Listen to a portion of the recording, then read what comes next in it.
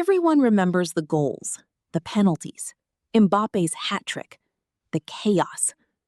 But here is what nobody talked about.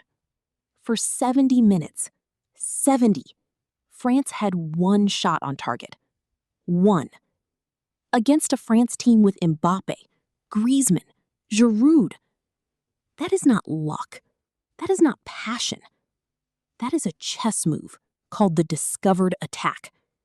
And in this video, I am going to prove that Lionel Scaloni didn't just win the World Cup. He won a chess match. By the end of this video, you will never watch Argentina the same way again. December 18th, 2022. Lusail Stadium, Qatar. The most watched football match in history. On one side, Kylian Mbappe, 23 years old, the most dangerous player on the planet, a man who would go on to score a hat trick in a World Cup final and still lose. On the other side, Lionel Scaloni, a manager who 4 years earlier had never managed a professional team in his life. Most people watched this final and saw chaos, a 3-3 thriller, extra time, penalties, drama. But underneath the chaos, there was a chess game. Scaloni walked into that stadium with a board already set, 3 moves prepared, 3 pieces positioned. And for 70 minutes, France didn't even realize they were playing chess. This is how he did it. In chess, the discovered attack is one of the most devastating weapons on the board. Here is how it works. You move one piece, a bishop, a knight, not because that piece is the threat. You move it to reveal the real threat hiding behind it. A rook, a queen, a piece your opponent never saw coming. The piece that moves is the distraction. The piece that was always there, that is the killer. Now watch what Scaloni built. 3 pieces. Messi, Julian Alvarez, Alexis McAllister. Their job was not to score. Their job was to move. Messi drifted into the right channel, dragging Theo Hernandez with him everywhere he went. Alvarez dropped into midfield, pulling Tchouaméni out of position. McAllister moved horizontally, occupying the space left by the French press shifting to cover. 3 pieces moving, 3 French players following them. And behind all of it, completely unmarked, was Angel Di Maria. El Fideo, the noodle, a man France had barely thought about. 36th minute. McAllister plays it wide. Di Maria receives. 1 touch, cuts inside, and buries it. That is not a winger scoring a goal. That is a chess grandmaster firing the piece he hid behind 3 decoys. The discovered attack, executed perfectly. France never saw the real threat until it was already in the net. Here is the problem every manager faces when they play France. Kylian Mbappe. In chess terms, Mbappe is a queen, the most powerful piece on the board. She can move anywhere, she can threaten everything, and if you leave her free, she will destroy you.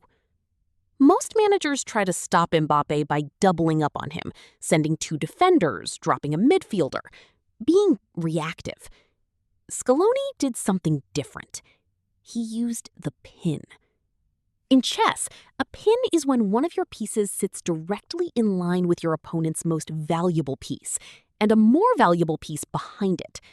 The pinned piece cannot move. If it moves, it exposes the king.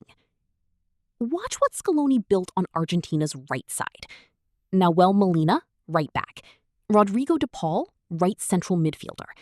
Positioned specifically, not to attack, to pin. Mbappe operates from France's left side. That is Molina's zone.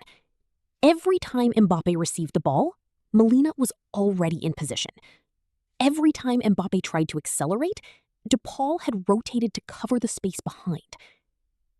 Mbappe is the most explosive player on the planet.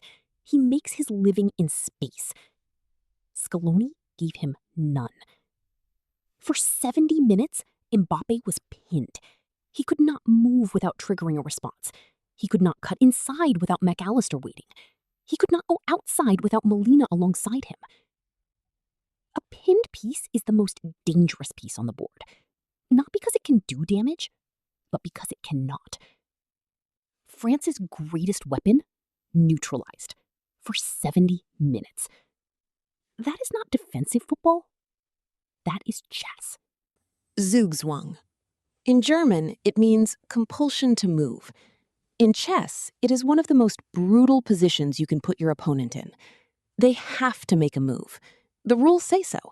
But every single move available to them makes their position worse.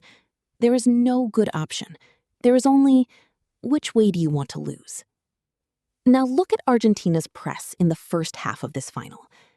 In this tournament, Argentina averaged 41 interceptions per 90 minutes. Against France in the final, they made 63. 63 interceptions.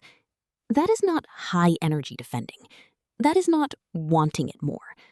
That is a trap that was designed in a training ground before the match ever kicked off. Watch France trying to build from the back. Varane has the ball. He looks right. De Paul is blocking the lane to Tchouaméni. He looks left. Alvarez has shadow covered that angle. He plays it long. Argentina win the header. He plays short into Upamecano, and the same problem repeats. Every pass France tried in their own half led somewhere worse. Short pass, pressure immediately. Long pass, Argentina win it back. Switch, Argentina had already shifted to cover. The entire first half, France were in Zugzwang. They had to keep moving. The rules of football say you have to play the ball, but every move they made tightened the net. 63 interceptions. That is not a football statistic. That is a chess position. And Scaloni designed every single piece of it. Here is what makes this story bigger than one final. France scored 3 goals. Mbappe scored a hat trick. The game went to extra time. Argentina very nearly lost everything. And the moment the chessboard broke down, the moment the plan fell apart, was not tactical.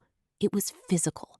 France brought on Thuram and Muani, 2 engines, pure pace and power, and they ran through the plan on physical force alone.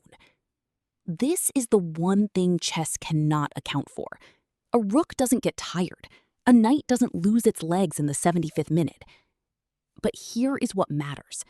For 70 minutes, against the defending world champions, Scaloni's 3 chess moves worked perfectly. The discovered attack scored. The pin neutralized the best player on earth, and Zugzwang strangled France's entire buildup. 3 moves, 3 executed correctly. That is why Argentina are world champions. Now, 2026 is here. The same Scaloni, the same chessboard, different pieces perhaps, but the same mind behind them. The question is not whether Argentina will play chess in this tournament. The question is, does anyone know how to play against them? If you watched this and thought, that's just tactics, every team has a plan, then you haven't seen what Scaloni does when the plan breaks. Next video, the moment Argentina were losing and how Scaloni moved his pieces to win anyway. Subscribe, and the next time you watch a football match, you'll be watching a chess game.